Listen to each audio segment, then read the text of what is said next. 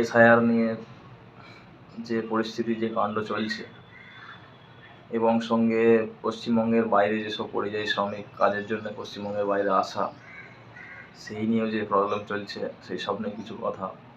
আমি নিজে একজন পরিযায়ী শ্রমিক। তো এসআইআরের প্রবলেমের জন্য বহু মানুষ যারা পরিযায়ী শ্রমিকের জন্য বাইরে এসেছিল কাজের জন্য, সেই সব থেকে মানুষকে তড়িঘড়ি বাইরে ছেড়ে দেশে যেতে হচ্ছে। অনেক মানুষ আছে যে এই কিছুদিন হচ্ছে হয়তো বাড়ি থেকে বাইরে বেরিয়েছে, তো আবার সেই সব রিটার্ন দেওয়ার জন্য এসআইআর ফর্ম আবার তাদেরকে ঘুরে বাড়ি যেতে হচ্ছে।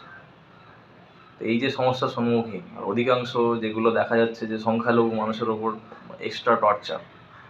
তো এইসব মানুষগুলো তাদের কিছু রুজি রোজগারের জন্য বাইরে বেরিয়েছিল, 2000 কিলোমিটার, কেউ 2300 3000 কিলোমিটার, কেউ 1500 কিলোমিটার দূরে বাইরে এসে আবার এই পরিস্থিতি রিটার্ন যাওয়া সামনে কত ব্যয়বহুল, কত সমস্যার সম্মুখীনভাবে তারা আবার বাইরে থেকে ফিরে যাচ্ছে বাড়ি। এগুলো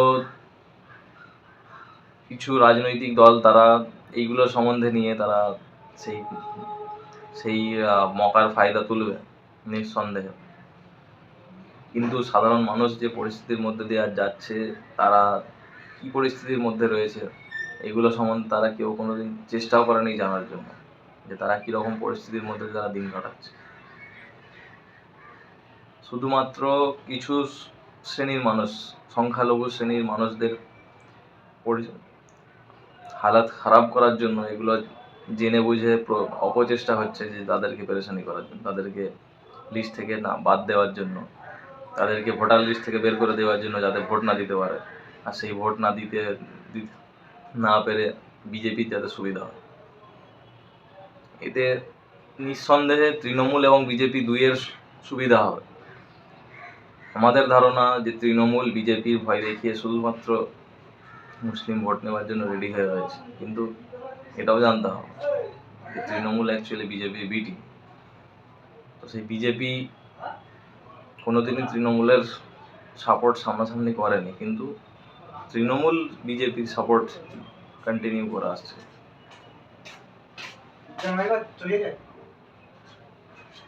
যেটা আড়ালে আবডালে বোঝাই যায়। তো তাই এই তৃণমূল বিজেপি থেকে তো সাবধান সবাই আছে কম বেশি, সংখ্যালঘুদের মধ্যে, মুসলমানদের মধ্যে। তো আপনারা তৃণমূল থেকেও সাবধান হয়ে যান, যথাসম্ভব চেষ্টা করুন যেন নিজেরা নিজেদের যে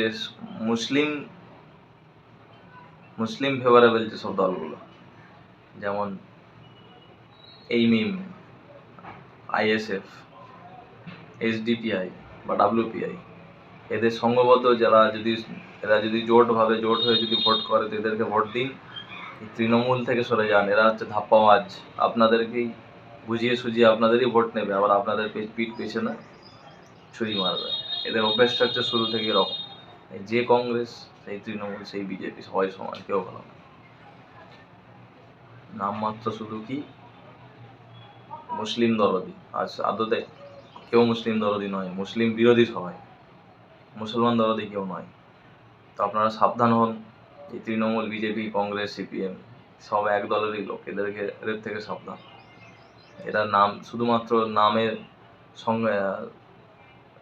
নামে শুধুমাত্র সেকুলারিজম বলে, অ্যাকচুয়ালি সেকুলারিজম নয়। এরা হচ্ছে মুসলিম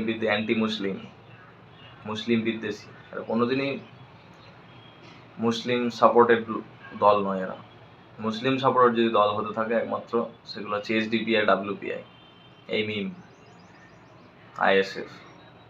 এদেরকে ফলো করে চলুন।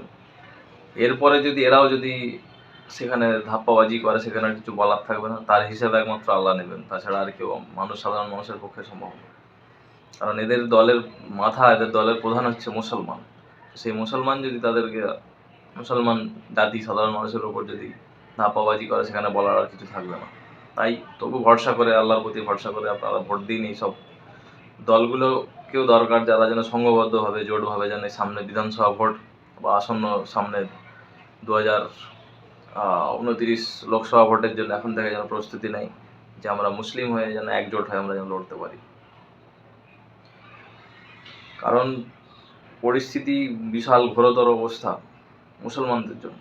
তো এই অবস্থায় মুসলমান যদি নিজেরা নিজেদের মধ্যে ভোট কাটাকাটি করে, সেখানে আর বলার কিছু নেই। এবার হ্যাঁ, যদি অধিকাংশ মুসলমান, বহু মানুষ আছে যারা ভয় করে যদি বিজেপি চলে আসে।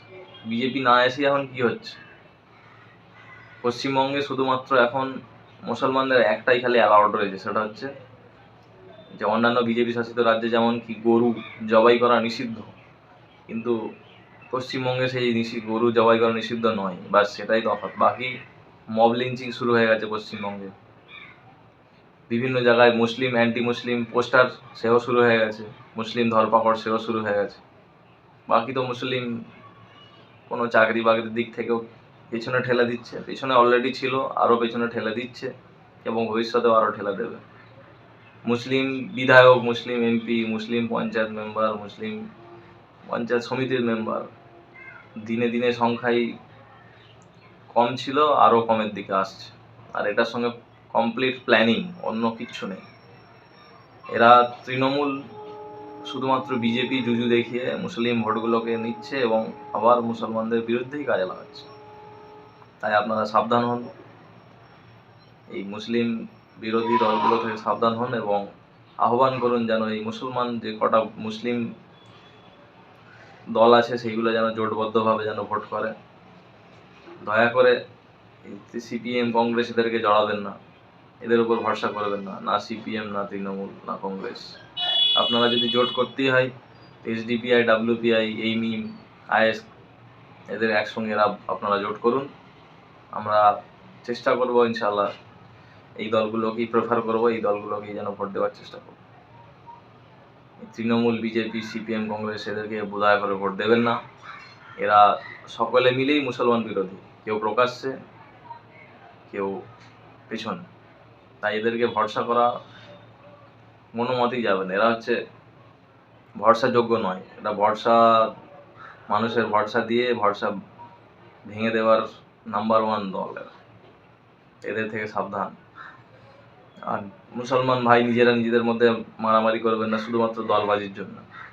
এদের মাথায় যে রয়েছে তারা হচ্ছে কি শুধু মুসলমান ভাই লড়ানোর প্ল্যানিং, যাতে নিজেরাই মারপিট করে মরে যায়। এরা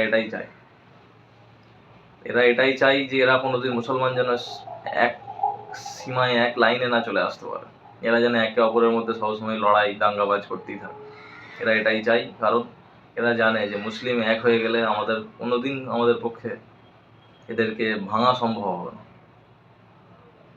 এদের চাওয়া পাওয়া ডেঞ্জারাস, আপনারা কল্পনাও করতে পারবেন না। তাই আপনাদের কাছে একটাই অনুরোধ, আপনারা এইসব দলগুলো থেকে দূরে থাকুন, এইসব দলের লোকজনদের থেকে দূরে থাকুন। ধন্যবাদ। বঙ্গকণ্ঠ চ্যানেলের পাশে থাকবেন।